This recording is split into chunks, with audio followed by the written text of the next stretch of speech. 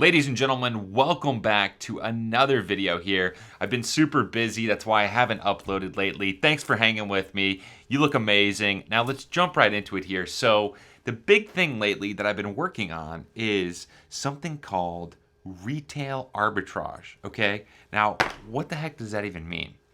Well, it means you're buying things at the traditional big box retailers, and then you're selling them online at Amazon.com or eBay. So you need to have a seller account at those websites. Now, how this works is, especially right now, there's a huge opportunity that's exploded online, and I've made a good amount of profit doing this in the last few months. Now, what I'm talking about is retail arbitrage, but how it works is there are products that are sold at your local retailers, whether it's Walmart, Target, or any of them, and basically they're being sold online for more money.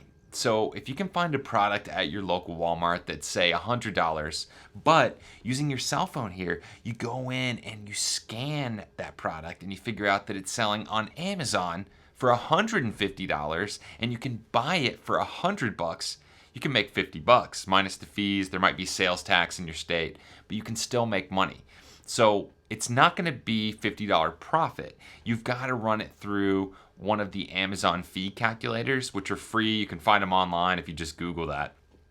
But this is a huge opportunity. So even if you're thinking, on that example, you might make $20 or $30 profit, but if they have 10 units, then you've just made $200 or $300, and it starts to snowball from there.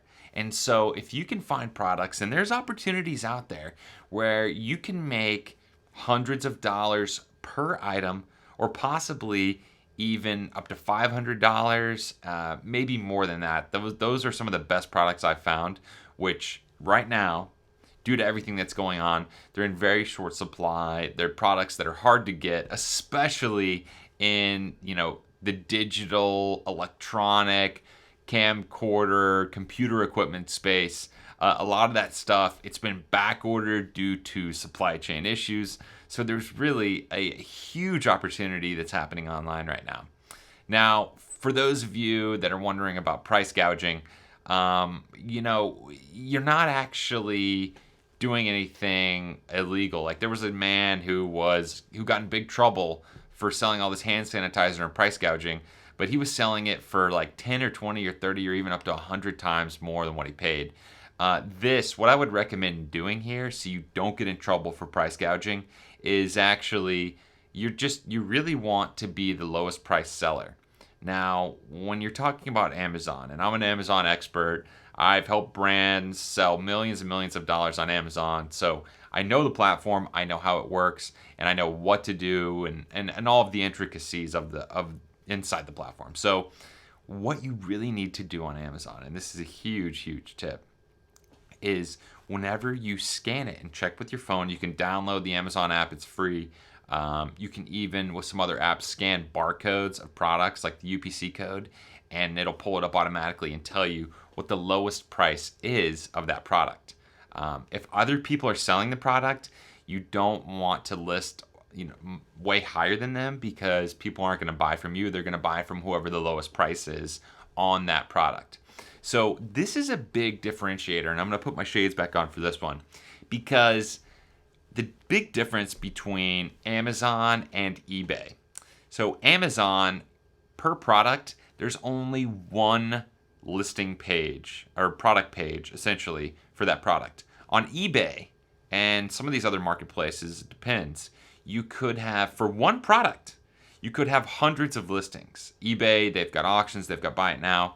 So on Amazon, if you're trying to do this retail arbitrage, you need to check out that one product page listing and make sure that if you buy the product for the MSRP, the retail price at your local retailer, that you can then sell it for, I like to do, at least double what you pay for it, because, here in Texas, I've got to pay sales tax.